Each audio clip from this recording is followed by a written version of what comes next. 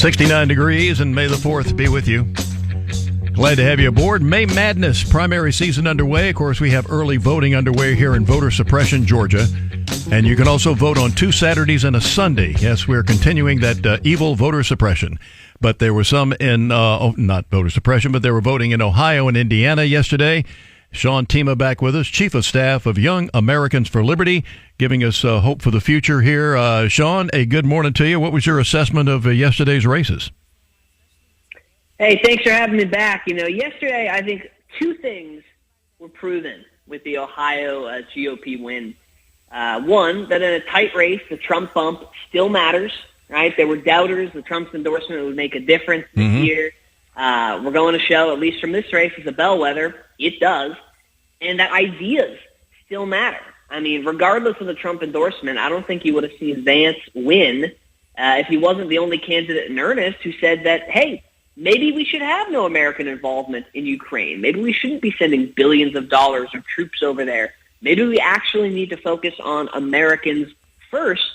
I think that even if he still had the Trump endorsement, he wouldn't have won if those ideas weren't at the forefront of his campaign. That's an excellent point, Sean, and that's what Republicans need to keep an eye on. And when you talk to them, remember to keep your eye on the prize.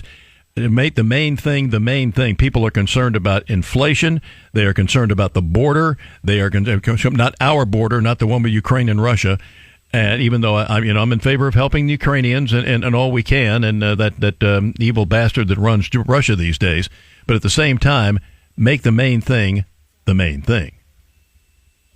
Absolutely. I mean, it just goes to show what D.C.'s priorities are when it was like pulling teeth to get any kind of funding, for support at the border with this crisis we have going on, to get any kind of funding for Americans after they made it illegal for us to put food on the table during the pandemic. I mean, more than half of Americans didn't get any stimulus, despite the fact that they couldn't work, right, in many states.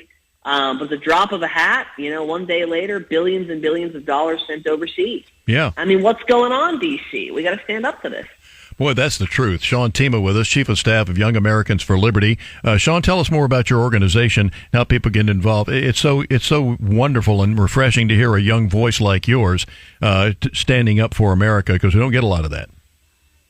Yeah, well, I appreciate that. All credit goes to the students that are on the ground on campuses fighting against anti-liberty policies at their schools, right? We recruit students, wake them up to the ideas of liberty, and get them mobilized to fight against unconstitutional free speech zones, against COVID restrictions on their campus, even pepper spray bans. You wouldn't believe how many schools ban pepper spray. We also recruit students to get out on the ground, knock doors, and get active in the political process to help elect good people to state legislatures across the country. Because unlike D.C., that's where you can make the greatest impact is in your own community. And I could recommend even a couple of candidates in this voter suppression land of Georgia, right, that we speak of, because you can't vote at all there. You got some great people running for state senate: Colton Moore, Charles Chase, and Brett Malden in particular. These are great candidates. Yow's PAC has endorsed, and just recommend you check them out if you're in their district. Yes, sir. Sean, by the way, like you said, early voting is underway here in voter suppression, Georgia. We also just announced that 2 Saturdays and a Sunday are going to be voting days, too. So we're really suppressing the vote down here. Yeah, absolutely. I mean, just like I said last year when MLB pulled out of Atlanta, look, if the MLB actually wanted to make some kind of a statement, right, in terms of pulling out of an area that really affects and oppresses Americans across the country, I mean, then the Washington Nationals would move, right? They get the hell out of D.C. instead of picking on Georgia.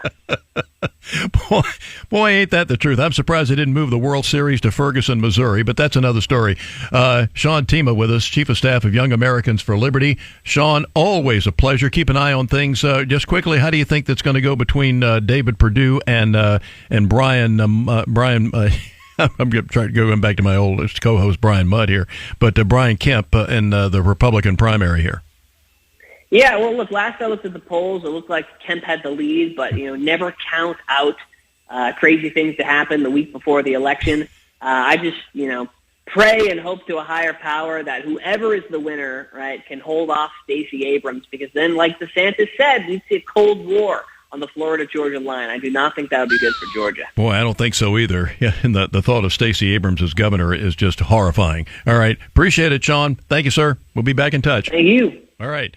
Sean Themea, and it's spelled Themea, but pronounced Themea. Of course, he could pronounce it Smith if he wanted to, but Chief of Staff of Young Americans for Liberty. What a refreshing voice.